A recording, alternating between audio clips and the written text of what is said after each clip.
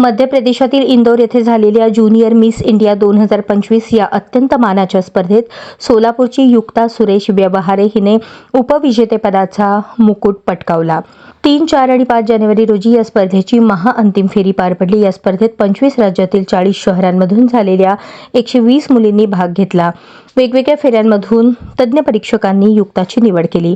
यापूर्वी गेल्या वर्षी सप्टेंबर महिन्यात पुण्यात या स्पर्धेच्या ऑडिशन पार पडल्या. त्यावेळी ही युक्ताने अतिशय सुंदर परफॉर्मन्स दाखवून अंतिम फेरीत प्रवेश केला होता.